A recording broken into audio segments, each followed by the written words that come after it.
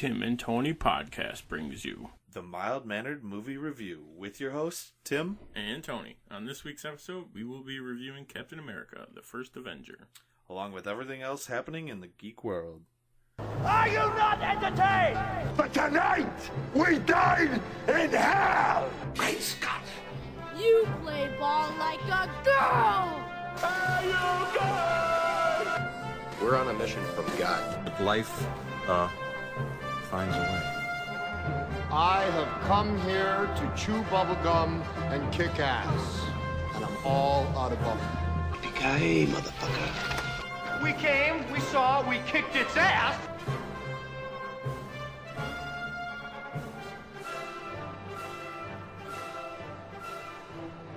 Welcome to our show.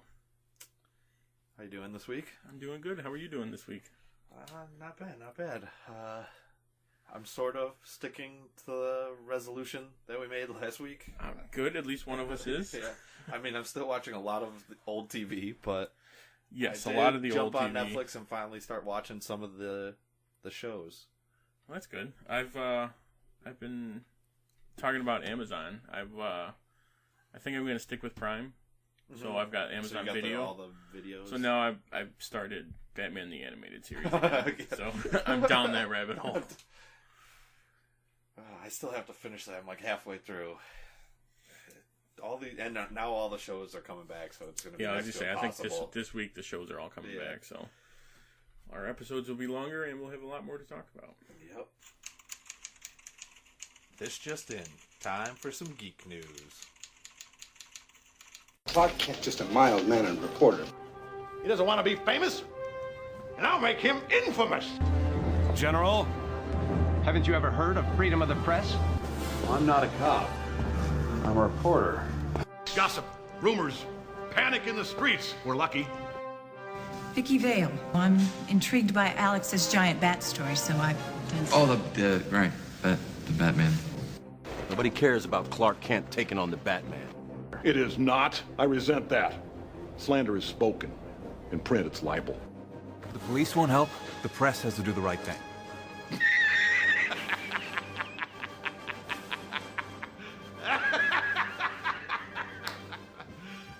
You serious? Sadly, Joe Miller passed away. For those of you who don't know, he was Salami Sam in Heavyweights. And he's actually, for people in the neighborhood, he used to be the DJ at Jets. I did read that he was, like, in his kind of like obituary, it said, like, DJ and all the other stuff that he was doing. Yeah, he was a good guy, though. He was nice.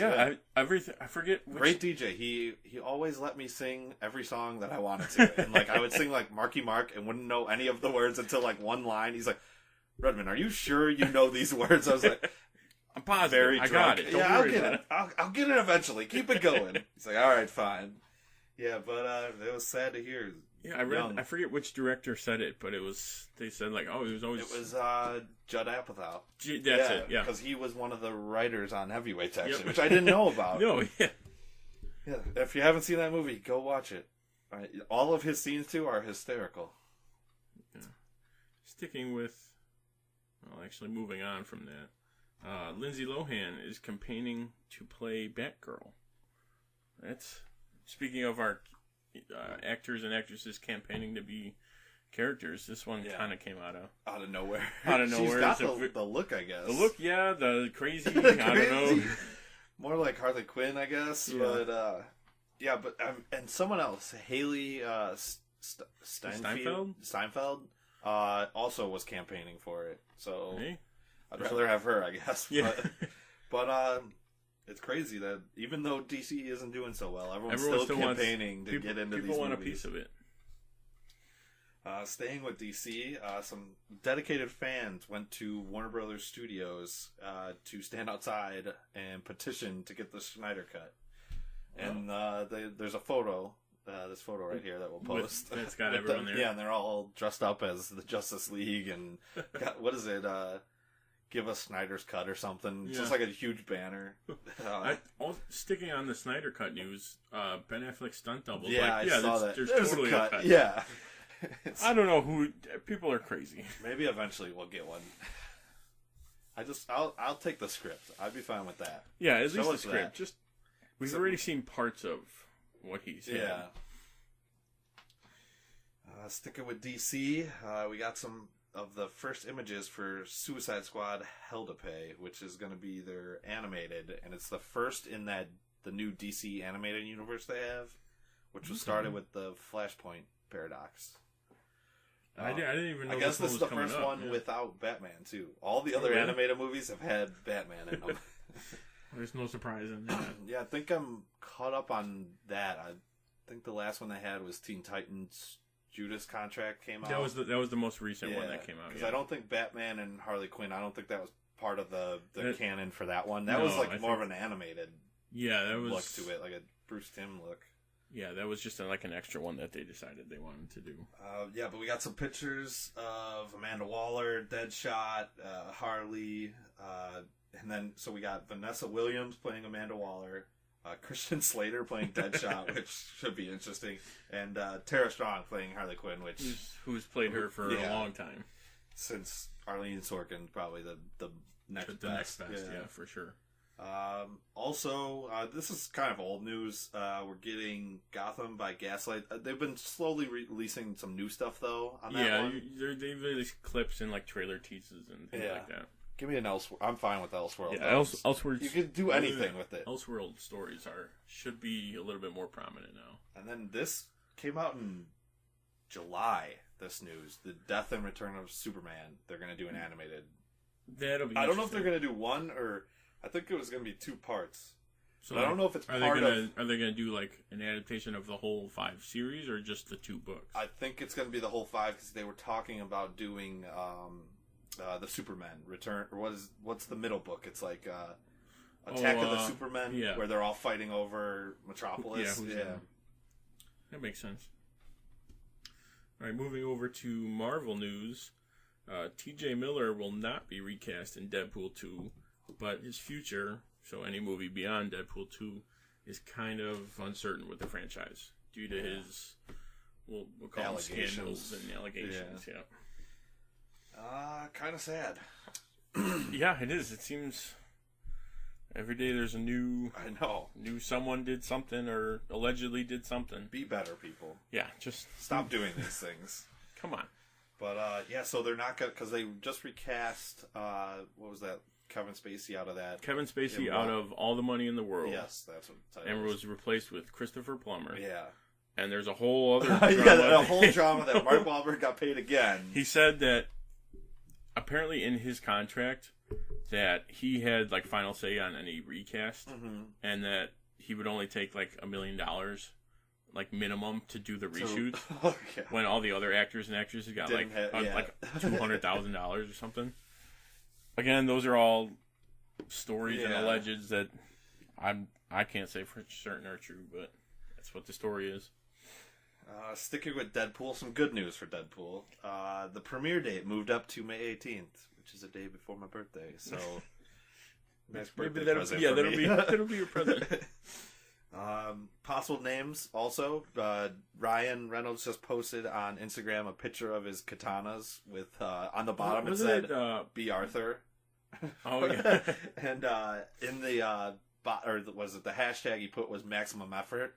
Yeah, so people are thinking it's Deadpool maximum effort, but it also would be funny if they just left it Deadpool 2 the untitled Deadpool sequel.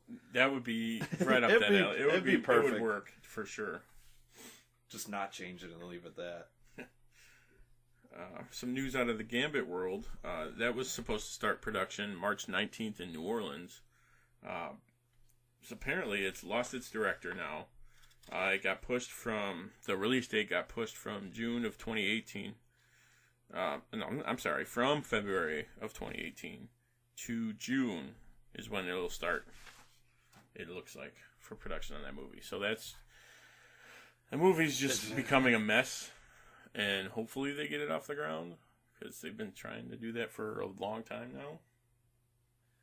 I don't see this movie being good though. It's with everything that's going on. There's so many people have different So we're going to hats get in a the ring. new director. It's probably going to get pushed again because he's going to want a rewritten script. Yep. And we're just going to get a hack of a bunch of different people. It's going to be 4 or 5 different stories that don't get together. Like, don't corroborate. I think the only time that this worked was when Ant-Man, when they lost Edgar Wright. Yeah, that. But that was only one loss. It was only their one. Third director they've lost. And Yes. I don't know how many rewrites on the script they've had. Probably several. But another one that has been delayed is the New Mutants. This one's a big delay. Been at least 10 months, so almost a whole year. So now it's coming the 22nd of February of 2019, when it was originally scheduled for this April. We got a teaser for it even. That came out recently. Yeah, Yes. like a minute and a half teaser. Yeah, and then so another one that's hopefully it's just to get it right instead of rushing it. Yeah, that would be. There's no news on if they've lost anybody or. Yeah, that's always the hope, is that recasting. they're just kind of like a video game where it's like, oh, we're delaying it to hopefully make it better, not delay it and it's still crap. It's still. Next on the docket, switching over from Fox, Vin Diesel's in talks to star in a Bloodshot movie, which is Valiant Comics. Valiant Comics. I have a couple of them. Do you? Yeah. Which Honestly, I couldn't tell you. I have them. I haven't read them or looked through them yet. But I didn't know who Bloodshot was. I had to look it up, and it just sounds like Fast and Furious, but he's got a few extra powers on top of the ones that he's got. That'll be good for him. All right, and then we also got our first look at Tom Hardy as Eddie Brock, not in the Venom costume, but just as Eddie Brock, the reporter. But apparently people are able to read what's on the page, and what it was like 3 questions, and it was all related to the Life something corporation. I don't recall, but it's basically taken right from the Lethal Protector series. So that's good that they're sticking. And it looks like he is a reporter, so they're not doing like an Agent Venom. Yeah, it looks like it's also it's all in San Francisco too, so it's right out of that. They had a little video too from the Brazil Comic-Con, that they finally posted, because that was like a month ago. Yeah, that was a while ago. Yeah. Black Panther pre-ticket sales are outpacing Captain America: Civil War. So it's going to be a big movie. That was just Avengers 2.5, right? Much. But yeah, Black Panther is going to be a big movie. A lot of people are going to go see that. Yeah, and what's it? The actress, I'm going to butcher her name, but Lupita Nyong'o from Star Wars. Yeah, from Star Wars, who plays Maz. Apparently, she tried to buy like opening night tickets, and she couldn't buy it. They were all sold out. So that movie is doing very well, pre-sale. Also, some sticking in Marvel. There's supposedly a Black Widow movie coming out for Scarlett Johansson. She might finally be getting it. I did hear it might just be the all like female, like the all female one, like a team up movie with her as the lead though. That would make sense. Just because she's been in there. Yeah, she's been in there. Yeah. Also, does that mean she lives through Infinity War? They said that it does not. It says that it could be a prequel. We're playing with time travel now. We're in that realm, so could be a very much prequel. It could be the Budapest story from with her and Hawkeye. That would be cool. Prequel, yeah. Should be interesting.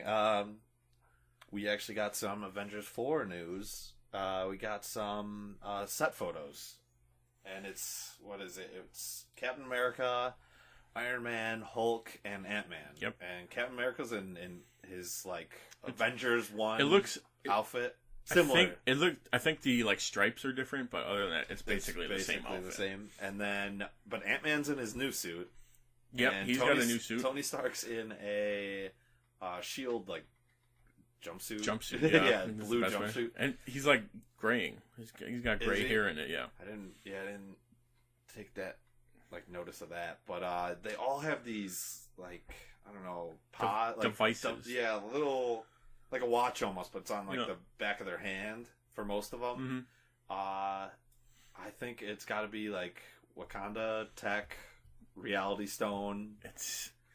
My original thought was it's like an Ant-Man shrink or enlarge thing, but his is like a button, a simple click button, and they all have. I mean, you couldn't tell if Hulk had one because he's all CG. But he's wearing a black pajama suit with dots all over it. I'm thinking that they're jumping realities or that's something like that. Jumping realities. I don't know if they're going time. It could be time, but I think we're gonna see like multiple of them on a screen.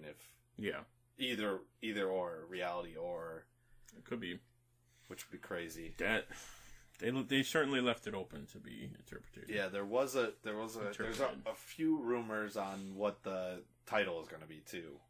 Yes, which either Secret Wars, which we just read, which everything seems to be falling into place for that to happen.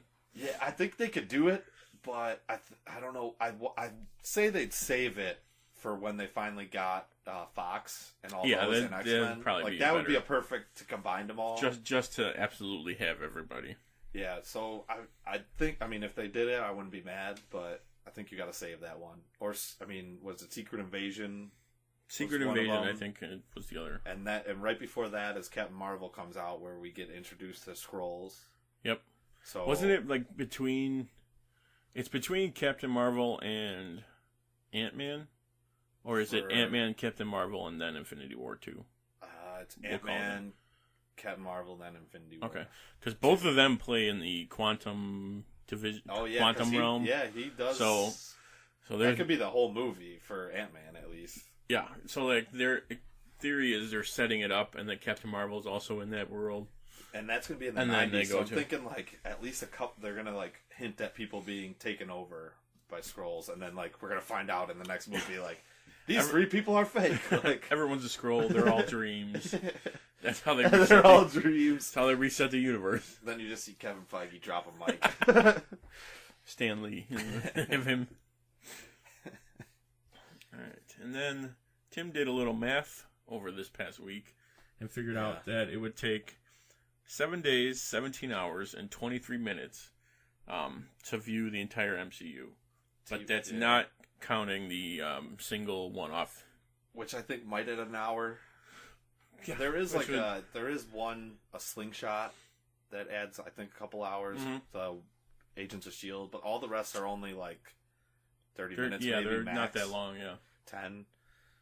So that would be split it up into movies and TV. It would be for movies. It would take 1 day, 10 hours, and 10 minutes just for the 18 movies now.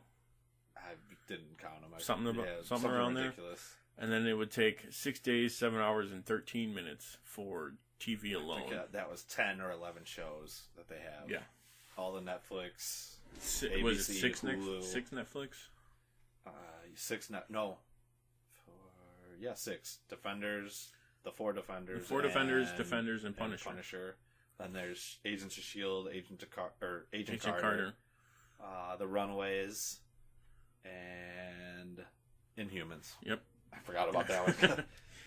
Seems like most people. Those hours I'll never get back. It's time for the dynamic book duo with Jay, and it looks like Silent Bob is nodding.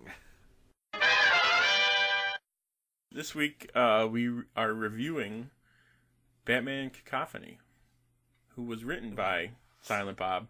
Or Kevin Smith. And art was done by Walt Flanagan. Let me open up to penciler was Walt Flanagan. The inker was Sandra Hope. The colorist was Guy Major. The letterer was Jared Fletcher. Alright, so this one pretty much just chronicles Batman as he attempts to stop a turf war between Joker and crime lord Maxie Zeus. Batman also encounters a new adversary, Onomatopoeia. No surprise with Onomatopoeia. Yeah. That's pretty much his creation from the Arrow.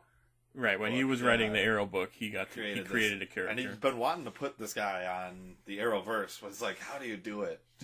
Supposedly early on, they're like one of the first seasons, Of arrows? Yeah, they're like, oh yeah, we'll throw them on there. But they couldn't figure out how to do it correctly, so they switched it to some other character.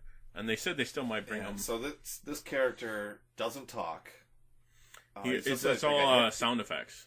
He's he pretty much is hunting down vigilantes that don't have superpowers. No superpowers, non-metas. Yeah, and he's hunting them down, and he doesn't talk. He just does the sound effect of whatever is going on. So if, like, it's blam, he says blam, which is very difficult to do in a show. You just got characters running around, blam, thwap, swoosh. Or he's just making bullet noises, like... Pew, pew, pew. So we're going to cut this up a little different than we usually review them. Because usually we just kind of talk about the book. But this week we're doing like a couple of our favorite parts of the book. Top 5. Yeah, top 5. Not in that order, but... Right, yeah, just kind of overall, yeah. favorite parts of the book. So my first of all, just loved the fact that he chose all these characters to be in the book. I mean... yes, he definitely made a decision. Like, yeah. I want these people. You get they're going to be in it. Deadshot. And you get to, he draws like the old Deadshot too. Yeah. Which is pretty cool. Who else? Victor Zsasz, which I guess was Walt Flanagan's pick because he really wanted to draw him. He wanted to add him in. Which they really made him twisted. Yeah. One of my points, we'll get to it, but it's like very, very not kids. Yeah. And then they went with Maxie Zeus and like made him at least somewhat like he was a good villain in the book. I kept thinking he was King Tut. King Tut. I'm like, no, it's not him. It's not him. It's not him. Who else did we get? Alfred was always a character, but he was his sassy self. Yeah. Other than that, I mean, Gordon. That they bring back. Gordon, yeah. They mention a Robin, but they don't he's show pretty him. much out of it. Yeah, it was just and also just like the way he wrote Joker. I guess Joker I forgot to mention, but the way he writes him just sounds like he's picturing Mark Hamill's voice the entire time. I mean, whenever I read a comic, that's how I hear him. The lines were like perfect. Like he almost like stole them from the animated series and just threw them in there. Like the first couple pages were like, this is definitely Hamill.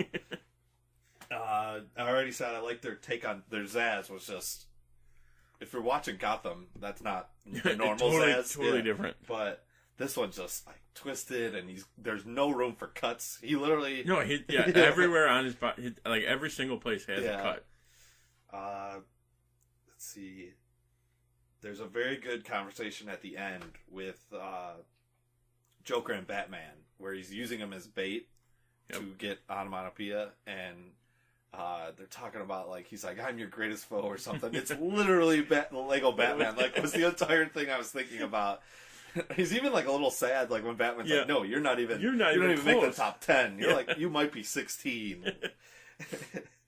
At which point I'm like, all right, thinking of like 15 other people who would possibly be his greatest villain. And then besides that, just the whole end of the book, he uses Joker as bait. He has like a shootout with onomatopoeia, and then just. The very end, like onomatopoeia is holding Joker hostage, and slices he stabs him in the heart, stabs him in the heart with a knife, and then like he's like, you could either let him live, or like he doesn't say it, but like Batman's like thinking, he's like, I could either let Joker die, or chase him, and he chooses to save Joker. Yeah, the whole like bringing up Gordon into that, he's standing there too. He's like, dude, just let him die. And then they're like, he's like, all the things he's done. And they're like, showing like, I love that page where it showed everything. He's shooting Barbara, and then he's crowbarring Jason Todd, and who was the guy's face along the left side? Was that Gordon's face? Like, I want to say it was Gordon's when he was torturing him after Barbara. But yeah, like that whole thing. And then even like, I really love this whole third book. If I had to pick one thing, but like. Then he has a whole conversation with Joker, because Joker survives, of course. Naturally. Yeah. And he's like, so would you have let me die? And he's like, yeah, probably. Yeah. He's like, or Joker's like, yes, I do want to kill you. As much as you don't want to hear that, I do want to kill you. Yeah, that was, just a great ending. And for a short book, it was a great story that they did. Yeah, they packed a lot into a very small amount. I do have like one thing. Like, I don't like the way he draws his Joker. I don't know. It is a little different. There's a few in the beginning. As it goes on, I started. You got used to it. Got used to it, but like that first couple pages where he's in, it's just like a weird take on the Joker. Like, he's a mix between like Cesar Romano and and like I don't know, like Cesar Romero. Romero. Not Joe. Not Joe. And what is it, like Death in the Family, like that Joker, the 80s Joker. And I didn't like the beard at the end. Yeah, that was very like, okay, we get it. It's like time passed, and they're not going to let him have a knife, but still, that look. Why is it straight black hair? Yeah, why wouldn't it be green? Why wouldn't the other hair not be green then after a while? Adding a little commentary on what he thinks. Yeah. All right, now a couple of things that I liked. One of them was the small pop culture references he has in there, where it's like a couple like one-liners and stuff like that. But a couple of them I wrote down. DJ Might. Yeah. I think Batmite. Yeah, Batmite. That's exactly. That was my. I'm reading it. I'm like, oh, didn't they do like a Batmite as a weird character? Yeah. It looked exactly like it from what I remembered. Oh yeah, it looks spot on. The lethal weapon where Joker was like, all right, you're Mel, or I'm Monte's Mel. I'm Glover, and yeah, that was a good one. And then he throws in like a Thor's hammer, which is kind of like Harley's hammer. I think is why Batman was like, "Oh, I hate that hammer." Hate the hammer. That's so what I'm guessing. I feel like that was a reference to that. And then the huge Joker pistol that he like pulls out of his shirt, like in the '89 Batman movie. It took up like almost 2 panels. Yeah. It's like hanging over another panel. Just like the small stuff like that, I liked that he put in there.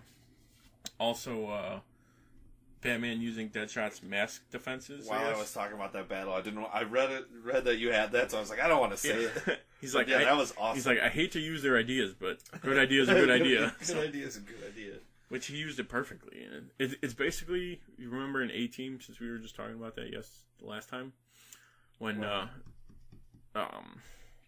they fake the guy like shoots him in the head, and it's like just all metal, and it's like ketchup packets. It's like the same thing, faking a headshot. I also like the way the setting or time frame that they had it in. So it's like after all those events happened and stuff like that.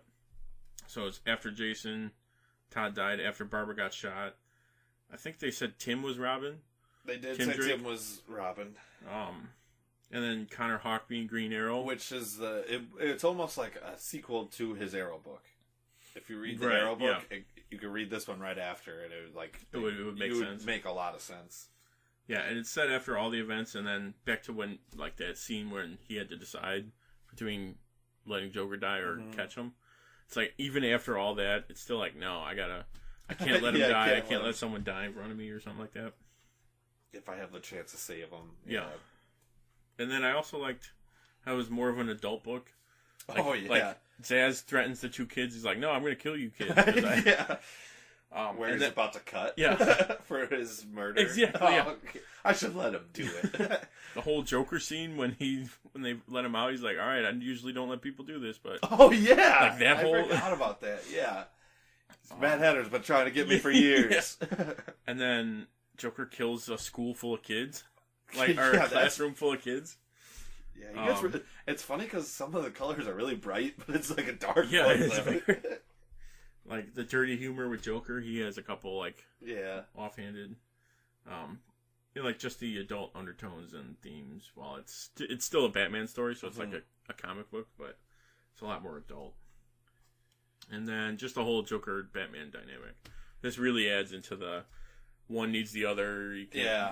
Also, one doesn't exist without the other. That kind of thing. I know, like how he wrote it for Hamill. He definitely wrote Batman as Kevin Conroy too. So absolutely. You definitely see them. Whenever I read anything, those are the 2 voices in my head for the 2 characters. Some of my I added honorable mentions because there's a lot of like one of them page numbers. Each page has page numbers at the bottom. Because I always have to check to make sure I'm on the right one, and that was just a small thing, but it's like, all right, I know where I'm at. Joker's line when he shoots his couple of henchmen. He's like, Yeah, can't you see I'm yeah. thinking? And then I think Joker's reading that same book in the beginning and at the end. At the end. I think he's just staring at the same page. At the same So he's like, page. I'm never going to finish the book, but he doesn't plan to finish the book. So that's just kind of my 2 cents. Your 2 cents. Final thoughts? Great book for Yeah. being... For only 3 For being like issues. 3 small Yeah. issues. Being, Three-part not that Kevin story. Smith's not a writer, but he's not a full-blown... Well, There was a lot of writing. he's not in it, known for his writing, but this is very good. though. Yeah. It just makes me look forward to his other one. Yeah, definitely want to read the rest of them. Widening Gyre. I think he wants to do a third, but I don't know if... I think he said that he has plans, or like he has ideas for like a full run. Yeah. That he wanted to do. This was a good one. Nazis. I hate these guys. Time for our main topic. The one that you've all been waiting for. Captain America, the First Avenger. All right, we're gonna start off with a summary of Captain America, kind of what we think, kind of our take on what the whole movie is. So it's a story about a small man from Brooklyn who just wants to do his part in World War II. He wants to go fight the war. And he becomes Captain America through an experimental super soldier program, where at first he's turned into war propaganda, and then he becomes a leader in the fight against Hydra and the Red Skull. He does win the war, but it does come at great personal cost to him. It's a good intro. I do what I can. I Use the material. Again, with this topic, we're going to switch it up on how we usually talk about it. We're going to do me and Tony's top 5 favorite parts of the movie, and then like 1 or 2 things that we thought could have been done better or didn't really like. Yeah. And then we'll end on some of our favorite quotes from the movie. Which I'm surprised. I mean, most of our quotes did overlap, but we picked different ones. Yeah. The general theme of ours is Yeah. the same, but... Alright, we'll start with your top 5 parts of the movie, Tim. Okay, number 1. Just love the alley fight scene in the very beginning with Tiny Steve Rogers fighting a random bully. Mm-hmm. And just all the foreshadowing in that whole scene. It foreshadows like multiple movies. And like almost a whole movie. series, yeah. But he picks up the shield, or he picks up a garbage can lid and uses it as a shield. Then you get the famous line, "I could do this all day," which he says later to Red Skull. So it foreshadowed that movie, and then it foreshadowed 2 other movies. Civil War. 2 movies later. And he said that line in every movie. He said it in Captain Winter America Soldier? movie, yeah. I tried looking it up. I couldn't find where he said it in Winter Soldier. I can't remember now. It's but probably when he's fighting Bucky, though. It's got to be, right? The Winter Yeah, it Soldier. does. It's got to be at the very end. Yeah. When they're both fighting. That's the only time he's I like, can really think I'm not of. going to fight you. I can do this all day. Or something like that. Next one. I mean, the whole training scene I love, but I love the grenade scene. Just the conversation before it with Erskine and what is Tommy Lee Jones' character's name? Colonel something. It might as well have just been Tommy Lee Jones. I don't think they gave him a script. I think they just said, say whatever comes to mind. This is what's going on. We'll let you. Yeah, but he's like, they're talking, and he's like, you win war with guts. He takes a grenade and he throws it in the middle. And literally everyone else is runs, like running away. Tiny Steve Rogers like jumps on it. It's like, back up, get away. Which is totally like it sets up his character like throughout the whole. Yeah, the whole series. That's his character is taking the bullet pretty much. Yep. Then that one goes. I mean, goes right into the. How does he put it in Avengers? It's like the sacrifice play or like sacrifice play. That's what it is. Like, yeah, you're never going to do the sacrifice. Yeah. You're only thinking about yourself. Colonel Chester Phillips. Yeah, Tommy Lee Jones. Tommy Lee. That's how he would like to be referred to as. But then, like, just how that whole training ends with Steve Rogers and Erskine talking over glasses at first, and he's like talking about how he lost his home. The Nazis invaded Germany first, and what is it? Like, stay who you are. Right? Like, Yeah. Don't change after just because you're a super soldier. He's more telling him like you're the reason that you can fight and do all this stuff, not because you're a superpower and stuff like that. Because of you. And then which is a classic superhero. About to cheers some snobs. He's like, "Wait a minute, you have a procedure tomorrow." He's like, "All right, after." He's like, "After? I'm not having one. Tonight." Then I love the first chase scene. It's almost like we get two intros. We get an intro to who Steve Rogers is. Exactly. And we get an intro to who Captain America is. That's the best way to put it. Yeah. The first chase though is like great because he's like doesn't know his own strength. He runs into a window. It's like all instinct. He's just like, okay, I think I'm gonna do this, and then he runs real fast. Yeah, and he dives underwater to chase this guy. You get another foreshadow with him picking up the car door, and it's got a star on it this time. It looked basically like on the door has like the circle and the star on the shield. Yeah, just perfect. What else? He saves that kid. We'll get to that one later. Yeah. Then I love the like that alley scene. Bucky saves the day, which I forgot to say, Bucky steps in, and but I loved when Steve goes to save Bucky, and he's like letting him go, and he's like, "Didn't you used to be shorter? You used to be smaller." I love that. Yeah, I love that whole scene up until they get to Red Skull. He's just like, he's like, "Did it hurt?" He's like, "A little bit." Is it permanent? So far. Just real honest. It's kind of like in Spider-Man: Homecoming when Ned's asking, like, "Oh yeah, it's almost exactly like that." Do you lay eggs? Like, No, I don't lay eggs. It's kind of like the same. It's got the same. Like they almost took it from. They injected the humor into it, which is the right spot to do it. Which I forgot how much humor this movie did have. Yeah, really, it's good. Most of Tommy Lee, all of his lines. But then that meetup that Captain America and Red Skull have is great. Just them like standing toe to toe, and they both punch each other. He punches the shield, and he punches his face off, and he rips off the. You get to see Red Skull for the first time. Yeah. It's just a great meetup. And then my last isn't really like a scene, but it's all of his like uniforms that he wears. Yeah, he does go from through like he gets like when he's like the propaganda guy. He's got like the comic book one. Like a Sones outfit. Yeah. Then he gets the mock one with the blue helmet and the A. I think that's my favorite when he goes to save everybody. Well, and then he tells Stark like, "Oh, I have a couple ideas. Yeah, and then he gives ideas about the suit." That one's also good. It's like what is it? It's almost like his helmet that he wears in all of them. Yeah, with the eyes cut out. Yeah. That one's it's got like that World War II look almost like. Yeah, it's definitely in that time. It looks like he's in Gonna Be in War, where all the other ones are kind of like he's fighting aliens. That's the one he would wear, or like he's working with secret spies. Yep, that's it. That'll be the one. But these are like perfect, both of them. And then my honorable mention is punching Hitler. They show however many times he does it, and then like right after that, you see like the actual comic. Yeah, of it. Doesn't it have like the? It's got him punching. It's like the same picture. I had to pause it just to make sure, but yeah, it was the same one. And then my other one is anything Tommy Lee Jones said, and like when he kisses Peggy, he looks at Tommy Lee Jones. I'm not gonna kiss you. Get out there. Get out there. Save the day.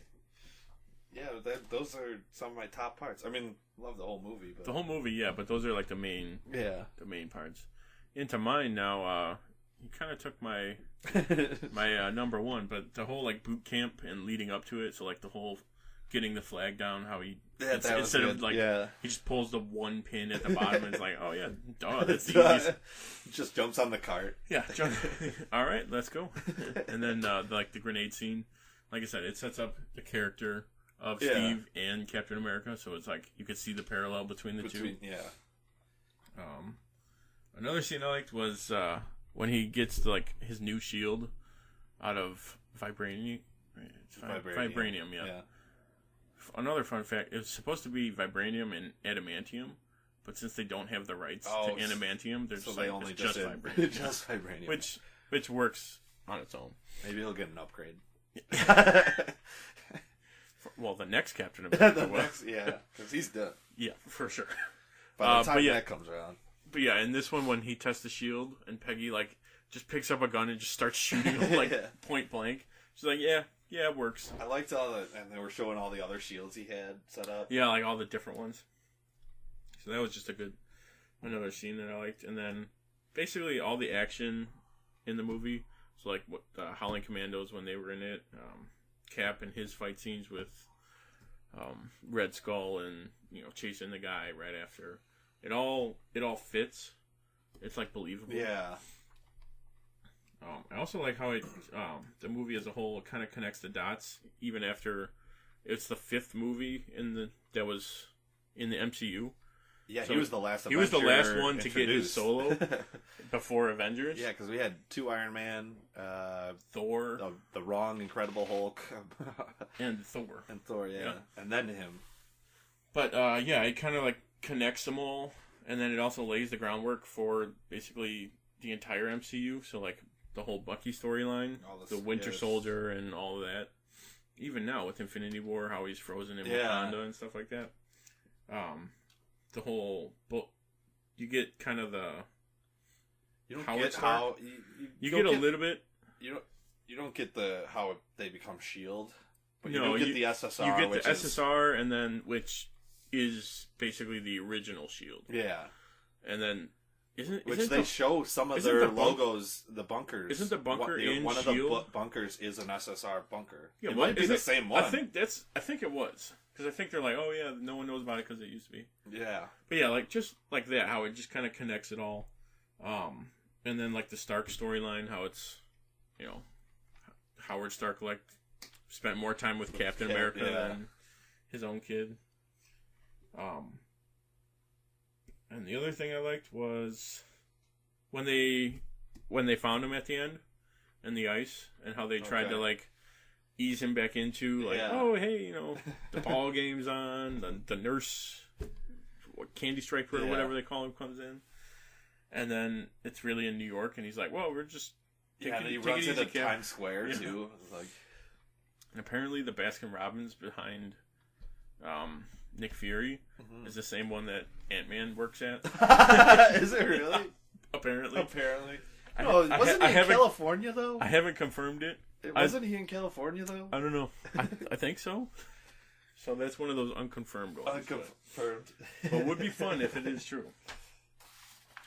And then some of my honorable mentions, when Tommy Lee taps the guy's shoulder, at the end when it's when Cap's trying to crash it. Yeah, I couldn't remember what that. There's another guy in the. It's him, Peggy, and another guy. Yeah. I think it's one of the other commandos.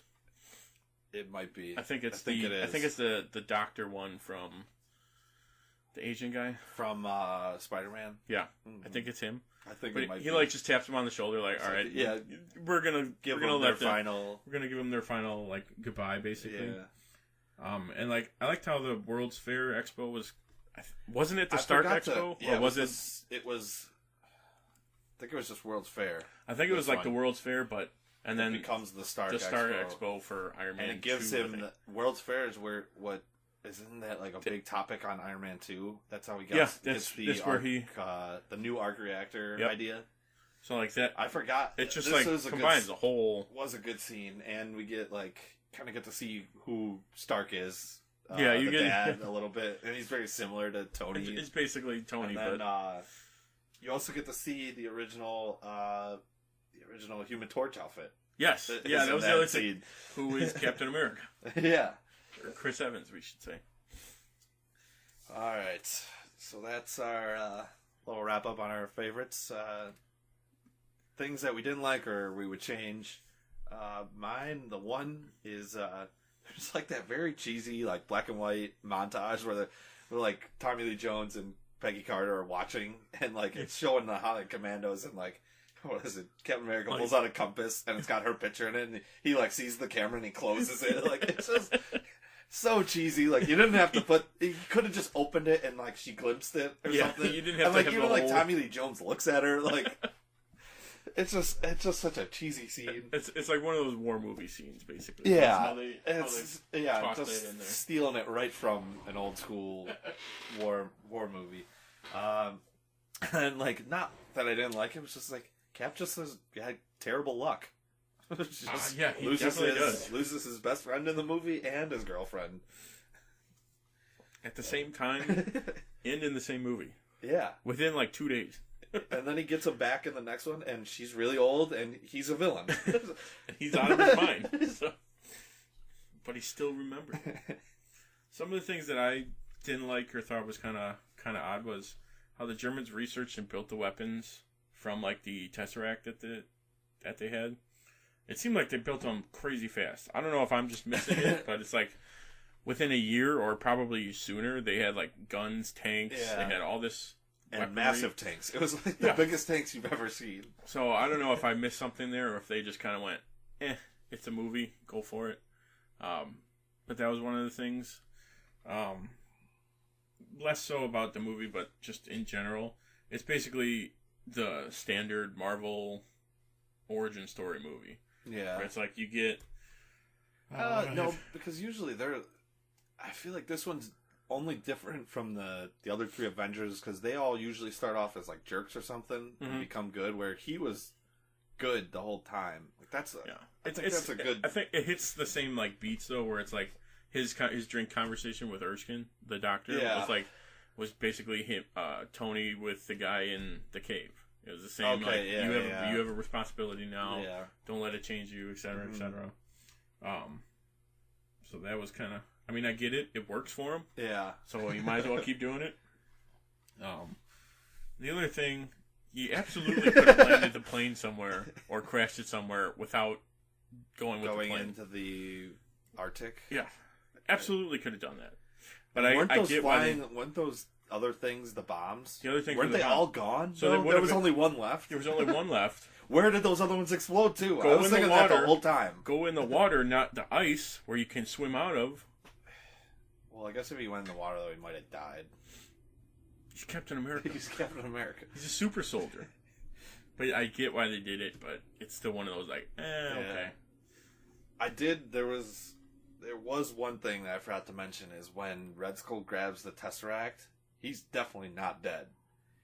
It's like he transports somewhere. He does not die. He transports somewhere. I didn't notice it. It's probably like an energy thing. I didn't notice it until it happened, or until watching all the other movies, though. Yeah. But it's very oddly familiar to like the Thor when they go places. Yeah, it and, opens up. Like Guardians, it even had it opens up and then like you see like a beam and he shoots up. Like he's definitely not dead. He's somewhere. He's somewhere lost. Which would be awesome to see him in Infinity War or the fourth one. It would be cool. I guess.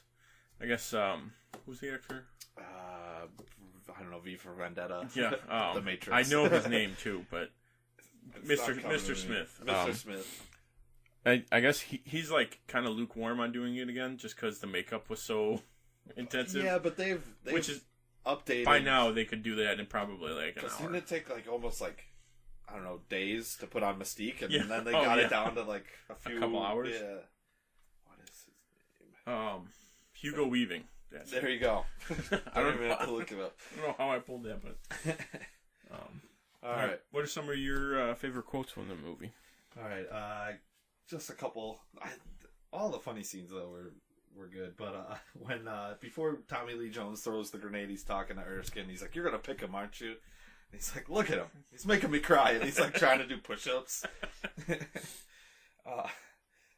the other one was like I said earlier when he went to go save that kid that the Hydra agent threw in the water, and he looks down. He's like, "Go get him! I can swim!" Just yells up to him. It's clearly one of those all right, Captain America's gotta go save the kid, and the kid's like, "No, man, I'm good." He's like, "I can swim. Go ahead." And then when he saves the Howling Commandos, and they're like, "Do you know what you're doing?" He's like, "Yeah, I've knocked out Adolf Hitler over 200 times." And their look is just like, "What? What is this guy talking about?" A couple of mine when Red when Red Skull gets like his face punched off, and like you actually see his red skull. Bucky turns to Cap. He's like, "You don't have one of those." Like, I saw that you had that. I was going to add that in one of my top favorite parts. Was that's your whole body isn't red. Is it? You don't have one of those. And then Cap and Bucky were talking about his costume, and then Steve's like, "Yeah, it's kind of growing on me." Like, the red, the white, and the blue. And then I think when he was talking with Peggy. Yeah, he's about to jump out of the plane. Yeah, he's like giving her orders. He's like, turn around, go right back to camp. You can't give me orders. He's like, the hell I can. I'm a captain. That was a good scene. But really, he's probably Steve Rogers is. I think they did make him a captain though. In the comic books, he is a captain. I think I think in the movie that senator makes him a captain. I think they honorarily. Yeah, honorarily. But then he just becomes an actual... I just like it. He's like, yeah, I'm Captain America. Everyone's like, what? The hell I can't. I'm a captain. You just gave yourself your own... Yeah, that was... Yeah, there's so many other good lines, though, but... Yeah, those are all good. Any final thoughts? Not really. We pretty much covered most of it. It's a solid movie.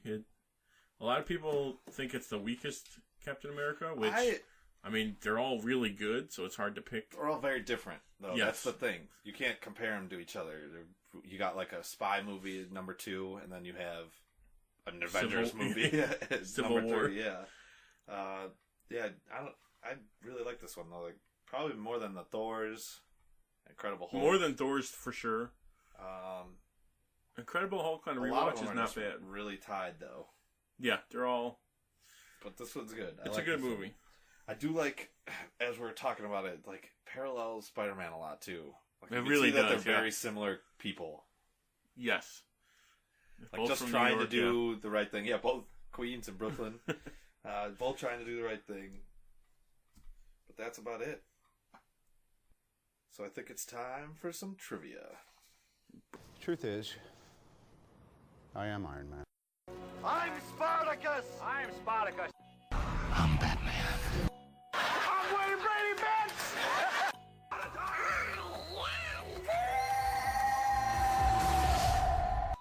I am the Father. I am vengeance. I am the Knight. I am Batman. I am the Clit Commander. I am Groot! Yes, I'm Batman. I'm rich, guys!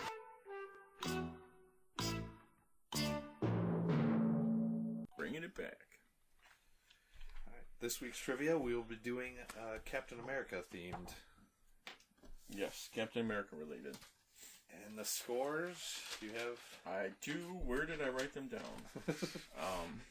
14 and a half. You have... Tim has 14 and a half. And I have 13 and a half. I'm pretty positive. I check my notes, and that's what I have it written down as. All right, I guess I'll go first then. You go, Question Master. All right, who am I? I am a French mercenary who specializes in kickboxing. It's one of the commandos, right? Maybe not. maybe not. All right, keep going.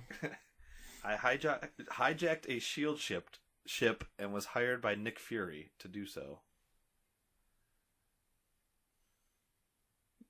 Oh, wow. And it's from the movie or just Captain America overall? It's in the movie universe. A French person. Oh. Yeah, I think you're going to figure out who it is, but I don't know if you're going to know his name. French one that Nick Fury says. Yeah. Do you have another? I do. I was played by George St. Pierre, former UFC champ. In Winter Soldier, I'll even give you that. Oh. If you got his nickname, even. I want to say like Batroc, but that's it starts with a B or something, right? Crap. Do you have any more, or is that the last? That's the last one I got. I'm gonna go with Batroc. I'll give you what Half a point for that. Half a point. I will take a half a point. It's spelled the way you're saying. I think it's Batroc the Leaper. The Leaper. Okay. Yeah, that's the guy that Cap fights on the ship. Yeah, on the ship, yeah. I was thinking of someone totally different. But Batroc is... That's how I think. Okay. I tried looking it up how to say it. I'm okay with that. I'm going to give myself a 0.5 there. Okay, Alright. Okay, mine. Who am I? This is not my first military role, as I also played an ex-CIA operative and called Stranix. I have 2 written down questions, and I could probably think of more if you don't get it. Okay. Repeat that one? This is not my first military role, as I played an ex-CIA operative, William Stradix.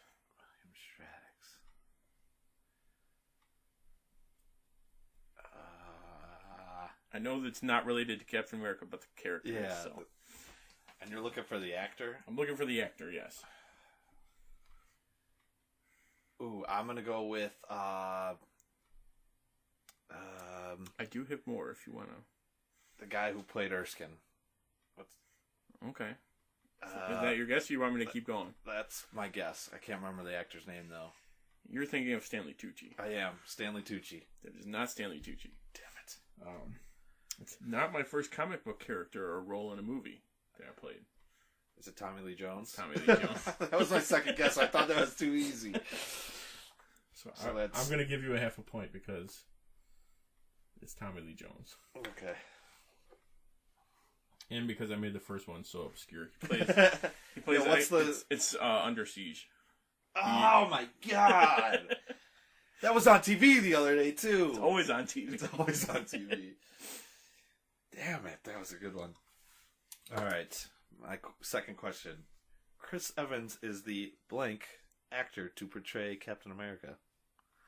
Ooh, that's a good one. We're talking just like on screen. On screen, yeah. I'm sure there's been one other one. So Chris Evans is the blank actor to portray. I'm gonna say 3.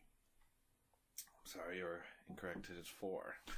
That was it. It is. It was between 3 or 4. 1944, Dick Purcell. 1979, Reb Brown, and then 1991, Matt Slanger. I think that's the one that's really bad that they never aired. I went with at least 2. They made 2 old ones. Yeah. And I was like, 3 or 4. Okay. Okay. My second one. What other famous movie does Red Skull or Hugo Weaving reference that's not a part of the MCU? It's a throwaway line he says. Fuck, damn it. And that's the only... I could probably think of another clue. No, I'm not going to get it either. Probably. Okay, it's... hold on, let me think about it real quick and see if I can get a guess, and then give me a clue. Throwaway line. And it's just a random movie? What other famous movie does Red Skull reference that's not a part of the MCU? I don't know. Give me a clue. It's when he finds the Tesseract and he references Hitler. Oh my god! I know it. It's like, what does he say? And then like all men crumble or something like that, right? I believe his quote is, "And Hitler's in the desert looking for trinkets." Oh, it's Indiana Jones. Don't give me any points. You gave me too much clues. It's Indiana Jones, Raiders of the Lost Ark. Damn it, that was a good one. That was fucking hard. Whoop, whoop. Beep. We don't have that functionality yet. We don't have our live bleep button. All right, what's your number 3?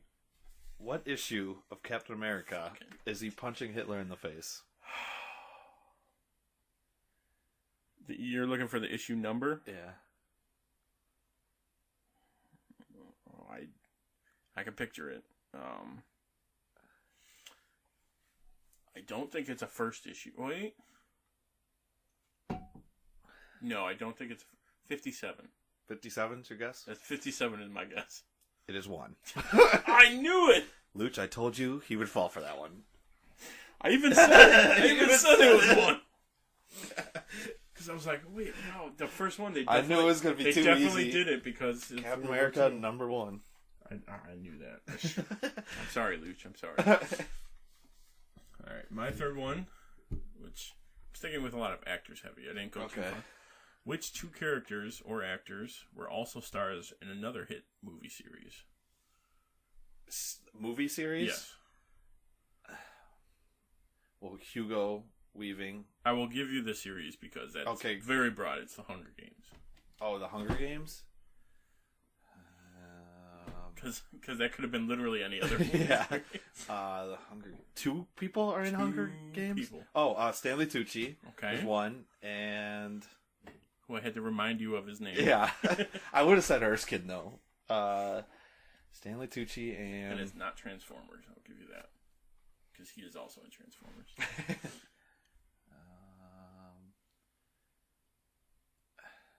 Natalie Dormer is in Hunger Games. And she's in that movie. That's not it, though. That's not. So there's 3? Damn it, you're right. You know what? Because I'm looking down, I'm like, oh wait, she is totally in it, but it's not the other. Okay. Let me see if I can. I'll still give you a point. I'll give you another half point if you can get the other. Well done, sir. That was good. I'm trying to think, maybe. None of the Highland Commandos. Damien Dark. It is Damien. He's not in it though. No. Man, it's gonna piss me off when you say it too. Who is it? Arnim Zola. Is he? Who is he in? Toby Jones. I don't know. I don't know. It must have been. I didn't see like the last one. Third one. Yeah. He's probably in the last one. Damn. I know Stanley Tucci in it because he's the announcer. And then Natalie Dormer, you're right, is in it. Yeah. So I will give you a full point for that. For guessing one that you didn't think of. All right. Bonus question. It's a 2-parter. So I'll do half point each for which if you get them. All right. What was the baseball team on the radio when Cap woke up? Oh, stop. And when was the game?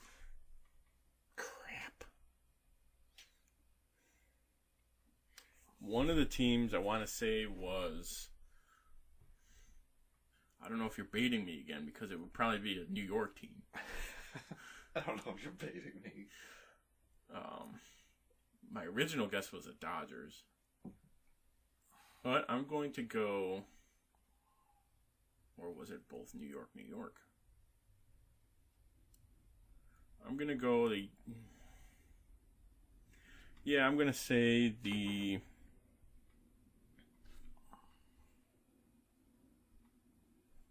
I'm going to say the Yankees and the Dodgers, even though that's wrong. It's probably the Yankees and the Mets. I will give you half a point because it's the Dodgers and Philly. But they don't say Philly. It's just like on the... It's like implied with the players. But okay, I was just looking for Brooklyn Dodgers, though. Brooklyn Dodgers, okay. And the year would have been... They say the month and the year. You don't need the date because they don't say that. Oh, I'm going to guess my magic month. I'm going to go April of... Magic month. No, I'm trying to remember when the war ended. So I can at least get that right. April of 47. No, he was in the ice in 47. Guess again. I'll give you that. He was in... The game was... Oh, okay, you're right. He was alive. So he was it would have at been... the game. Okay, so he was younger.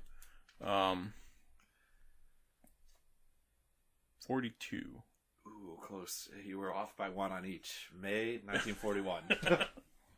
I'm always like 1 or 2 off of every number one. Okay, so half for the Dodgers and then nothing for the year. For the year. Okay. Technically, I do have 2 bonus questions, so they'll both be half. Half, okay. What is the name of the cab company when Steve grabs the taxi door, which foreshadows his shield? I don't know. Star something, probably. I'm guessing there's Star in the title. Starline. Lucky Star Cab Company. So I'm going to give you a quarter. A quarter of a point. We're getting real technical with our points here. I just need another quarter. Alright, and then my other bonus one. I've gained more popularity not in the role that I played in this film, but from a TV series. Natalie Dorner. That was an easy one. As soon as you said her earlier, I'm like, God. He's going to get it. 0.75. 0.5. Alright, that was our trivia. I'm going to do some basic addition math. Even though I'm screwing myself over with quarters. And I'm going to start with mine. So I had 13 and a half. And I got, so that's 14 and 15. I'm up to 15. I got 1.5 points. You got 1.5, and so that's 2.25. So you have 14.5 plus 2.25 is 16.75. Is that correct? Sure, why not? All right, so you Sounds are right. Yes, so 16.75 to 15. You are up by 1.75 points, 1.75 points. Tim leads. So that's been our episode. Hope you enjoyed it. Don't forget to subscribe to our YouTube channel, Tim and Tony Talk, and leave us a comment. You can also find us on Facebook at www.facebook.com/Tim and Tony Talk. Oh, and follow us on Twitter at Tim and Tony Talk. You can also check out our new website, www.timandtonytalk.com, to keep up with our blog and our podcast. Make sure to join us on our next episode when we discuss the past week's TV recap. Thanks for listening. I'm Tim. And I'm Tony. And we are the Dynamic Duo. Good night.